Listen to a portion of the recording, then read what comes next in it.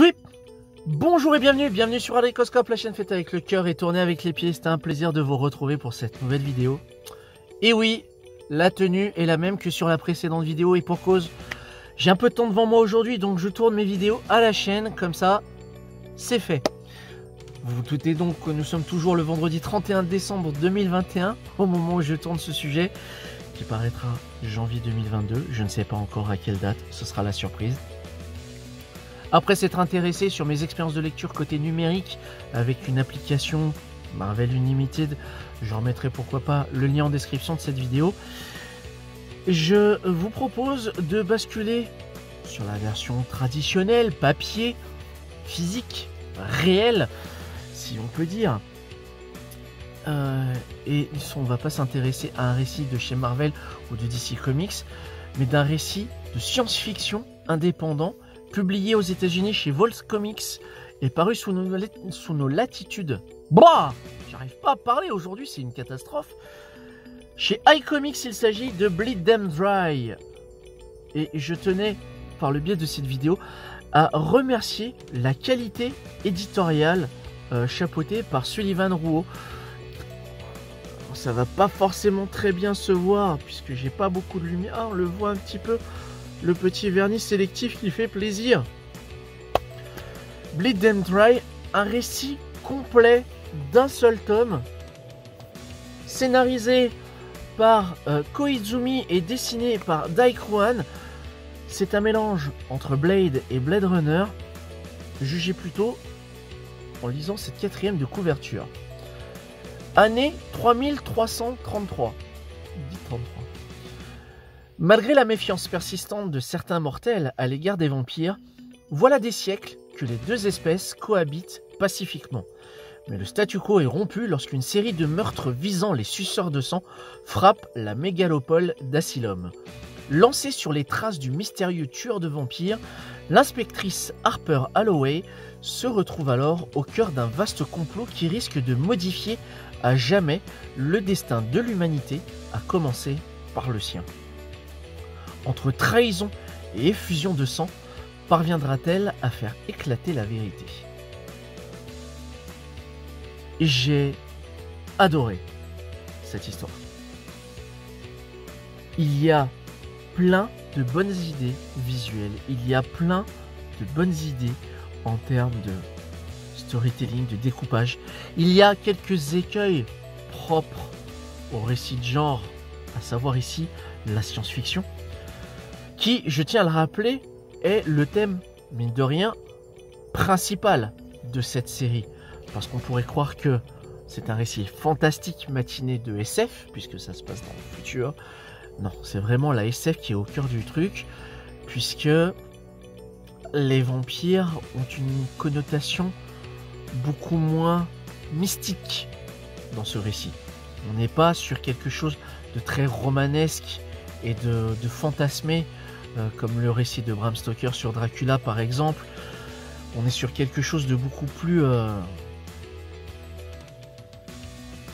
technologique, entre guillemets. Dai Kruan, le dessinateur, si ce nom ne vous est pas inconnu, c'est parce que j'en avais déjà parlé sur cette chaîne, puisqu'il s'agissait du dessinateur sur la mini-série Shang-Chi Lutte Fraternelle. Je tâcherai de mettre également le lien en description. Et j'avais dit que j'avais beaucoup apprécié la patte graphique de ce dessinateur. Et force est de constater qu'une fois de plus, le monsieur m'a encore fait très plaisir, puisqu'il nous livre pour ce récit des pages absolument magnifiques.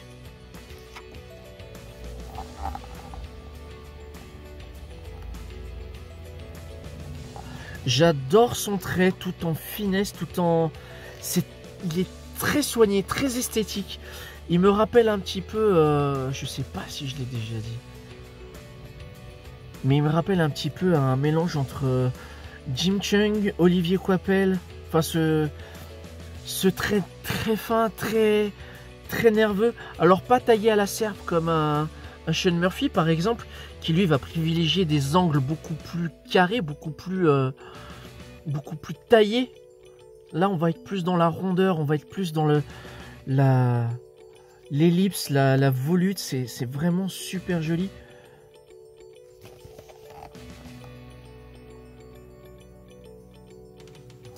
Alors oui, forcément, ce récit n'est pas à remettre entre toutes les mains.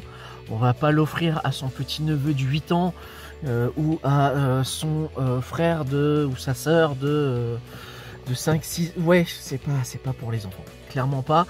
D'autant plus qu'il y a plusieurs couches, plusieurs thématiques dans cette histoire, puisque non content d'être clairement dans un récit de SF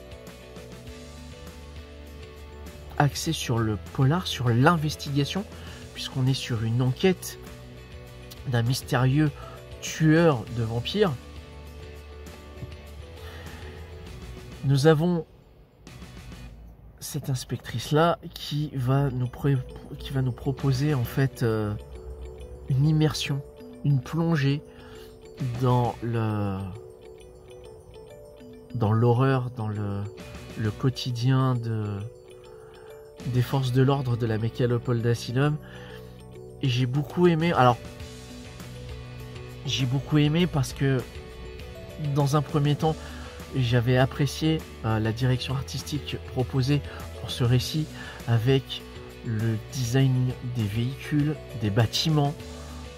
Les tenues sont somme toute assez classiques pour le genre, mais il y a quelques bonnes idées franchement qui émaillent les pages de ce comic book.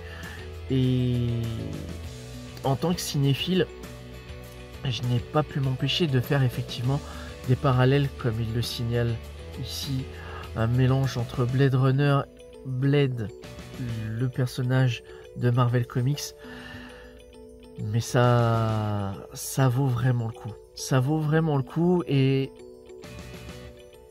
c'est pour des récits comme ça que je continue à lire des comics en fait.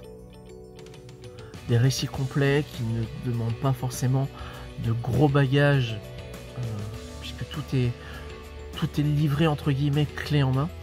Et j'ai vraiment kiffé cette histoire. J'aimerais beaucoup que Dai Ruan publie beaucoup plus de choses. Voilà, c'est ma seule connotation négative que je pourrais apporter à ce titre, c'est que le monde devrait découvrir plus de Dai Ruan. Voilà. Et plus de Koizumi également, puisque mine de rien, c'est un récit qui était très sympathique à découvrir.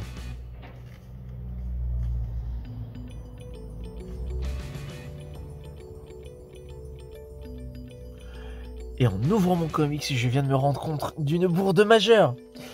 Le scénario n'est pas de Koizumi, c'est Hiroshi Koizumi qui a créé Bleed and Dry, et c'est Elliot Rahal qui est le scénariste. Du coup, je me pose la question, est-ce que Bleed and Dry, le comics, n'est pas une adaptation ou une proposition tirée d'un autre matériau? Je me pose la question, parce que Koizumi me dit, le nom de Koizumi me dit quelque chose. Faites-moi part dans les commentaires, dans la limite de la politesse et de la cordialité, encore une fois. Si j'ai dit beaucoup de bêtises, veuillez m'en excuser. Mais vous voyez bien que de par mon point de vue extérieur à la chose, j'ai découvert le titre tel quel. Bref, c'était une vidéo pas du tout préparée, encore une fois. Mais toujours faite avec le cœur et tournée avec les pieds. J'espère que cette suggestion de lecture vous aura donné envie d'en savoir un petit peu plus. Auquel cas, si vous connaissiez déjà Bleed and Dry, publié par notre ami Sullivan Oro chez iComics, que je tiens à remercier et féliciter pour la qualité éditoriale de leur maison d'édition, ça c'est vraiment un réel régal. Voilà. Si vous connaissiez ou non, je pars dans tous les sens. Et il est temps que je m'arrête, ou bien il va se passer des trucs horribles. Si vous connaissiez ou non Bleed and Dry, publié chez iComics, n'hésitez pas à m'en faire part dans les commentaires. Si vous voulez en savoir un petit peu plus, je ne saurais que trop vous conseiller cette lecture et cette expérience de lecture et de m'en faire part également dans l'espace qui vous est dédié, car il est aussi et surtout le vôtre. D'ici là, portez-vous bien, plus de funkitude. Moi, je vais rentrer chez moi et je vais me coucher. A bientôt pour une prochaine vidéo. Salut!